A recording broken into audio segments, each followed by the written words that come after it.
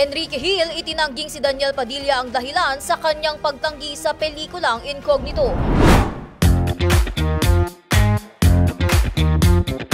Para sa aking balitang showbiz, walang kinalaman si Daniel Padilla sa pagtanggi ni Enrique Hill na mapabilang sa pelikulang Incognito. Kasama dapat si Enrique sa original cast na nasabing series pero bigla na lamang itong nawala sa hindi malamang kadahilanan. Dahil bigla nag-back out, pinalitan si Enrique ni Baron Geisler kung saan in-adjust na lamang daw ang role nito para mag-fit kay Baron. Dito na rin lumabas ang isyong si Daniel ang dahilan kaya hindi tinanggap ni Enrique ang nasabing proyekto dahil ayaw umano nitong maging support lang ni Daniel. Nang interview ang aktor, sinabi nito na walang issue kung support man siya ni Daniel. Inamin din ni Enrique na talagang inoffer sa kanya ang role pero tinanggihan niya ito dahil may nakatagda rin siyang gawing teleserye ngayong 2025 at halos kasabay ito na Incognito at iyon ang mas pinili niya. Mas fit daw kasi sa kanya ang role sa kanyang bagong teleserye kaya't mas pagtutunan niya ito